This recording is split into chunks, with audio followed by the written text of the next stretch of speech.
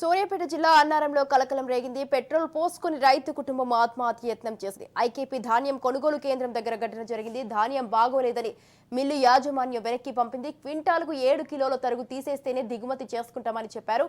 దీంతో మనస్తాపం చెందిన రైతు గూగులోతు కీమా నాయక్ పున్నమ్మ దంపతులు ఆత్మహత్య యత్నం చేశారు.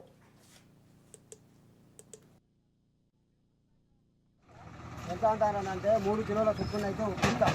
అన్నాక ఏమైందంటే మళ్ళా ఆ రోజు మొత్తం దిగుబడి కాలే. మళ్ళా సాయంత్రం 5-6కి కీమా మళ్ళీ వాళ్ళు మారింటలేరు. నీకు ఒక డిక్కికి 40 కేజీల సంచికి అదే 8 కిలోలు కింటాకు 8 కిలోలు అయితే మాత్రం నా వల్ల కాదు, నేను ఇయ్యాను. క్వింటాల్ 8 కిలోలు తీసుకుంటానడా? లేదు సార్, 3 కిలోల చొప్పున 3 కిలోలు అంటే 8 కిలోలు వీడియో చెక్ 10 సెకండ్స్. బతకాల మందు తాగి తాగకపోతే ఏముంది సార్ మాకు?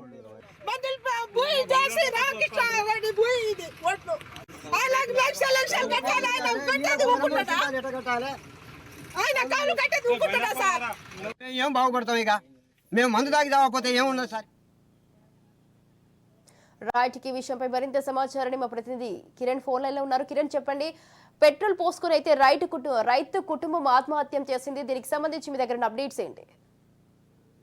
సూర్యాపేట జిల్లా తుంగతుర్తి మండలం అన్నారం గ్రామంలో ఉన్నటువంటి ఐకేపీ కేంద్రం వద్ద ఈ రోజు రైతు ఒంటి మీద పెట్రోల్ పోసుకొని ఆత్మహత్యానికి పాల్పడిన సంఘటన జరిగింది. అయితే గత 15 రోజులుగా పండించిన ధాన్యాన్ని కౌలు చేసి మరి పండించిన ధాన్యాన్ని ఐకేపీ కేంద్రానికి తీసుకురావడం, అక్కడ ఉన్నటువంటి ఎవరైతే ఐకేపీ కేంద్ర నిర్వాహకులు ఉన్నారో వారు క్వింటాలకు 8 కిలోలు అయితేనే మేము తీసుకుంటామని తరుగు లేనట్లయితే వేరే చోట అమ్ముకోవాలని చెప్పడంతో ఆ రైతు కుటుంబం మనస్తాపానికి అయితే గురై పెట్రోల్ పోసుకునే ప్రయత్నం చేయగా అక్కడ ఉన్నటువంటి రైతులందరూ కూడా ఆపే ప్రయత్నం చేశారు. వారందరూ కూడా ఆవేదనతో మాట్లాడుతూ 15 రోజులుగా మార్కెట్ ఐకేపీ కేంద్రానికి ధాన్యం తీసుకువస్తే మొదట 3 కిలోలు తరుగు తీసినట్లయితే మేము అమ్ముతానికి సిద్ధంగా ఉన్నామని, చివరికి 7 నుంచి 8 కిలోలు తరుగు క్వింటాలకు 8 కిలోల తరుగు తీస్తేనే తీసుకుంటామని చెప్పడంతో వారంతా కూడా ఆరుగాలం కష్టపడి పండించిన పంటను ఈ విధంగా దళారులు దోచుకుంటున్నారని మధ్యవర్తులు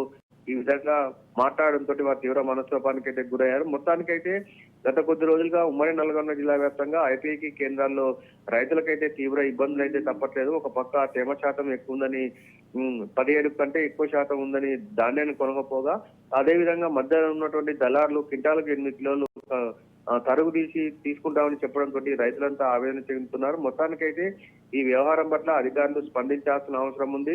ఆ రైతులకైతే న్యాయం చేయాల్సిన అవసరం అయితే ఎంతైనా ఉంది. స్వాతి, ఎందుకు అలాగే కిరణ్ చెప్పండి, మొదట అయితే 3 కిలోల తరుగు తీసుకుంటా అని చెప్పి తర్వాత మళ్ళీ 7 కిలోలు అని చెప్పి దళారులు ఎందుకు ఇంతగా మోసం చేస్తున్నారు?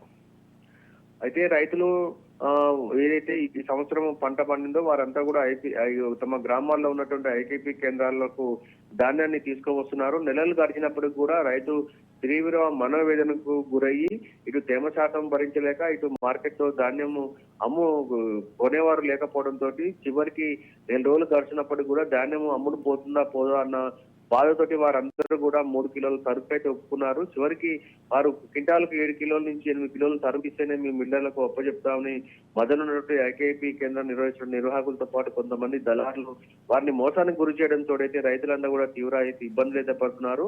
అయితే క్వింటాలకు 8 కిలోలు తరుగుల కన్నా పోతే వారు పండించిన దాదాపు 10-20 క్వింటాల ధాన్యానికి దాదాపు వేలాది రూపాయల నష్టం వస్తుందని రైతులైతే తీవ్ర మనోవేదనకు గురవుతున్నారు. వెంటనే ఈ యొక్క ఐకేపీ కేంద్రాలను సందర్శించి రైతులకు న్యాయం చేయాలని, మాలాంటి పేద రైతులకు కౌలు తీసుకొని మరి మేము వ్యవసాయం చేస్తుంటే మధ్యల ధరలు ఈ విధంగా దోచుకుంటున్నారని వారందరూ కూడా ఆవేదన వ్యక్తం చేస్తున్నారు. Swathi, right thank you Kiran, thanks for the details.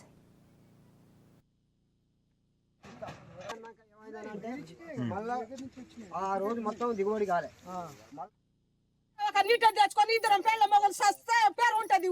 అదే ఇక ఉన్నది మాకు 3 కిలోలు అయితేనేమో మీకు మంచిగా పనికి వస్తాయి, లేకపోతే మంచిగా లేదు. 7 కిలోలన్నర ఒక కింటకు కట్ చేస్తే రైతు ఏం బాగుపడతాడు?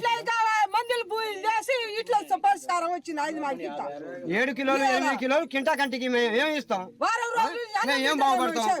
మేము చావాలన్నా బతకాలనా? నా 425 బస్తాలకు 13 క్వింటాలు పోతుంది. 13 క్వింటాలు అని అంటే నేను రైతు చావాలన్నా బతకాలన్నా? మందు తాగి తాగకపోతే ఏముంది సార్ మాకు?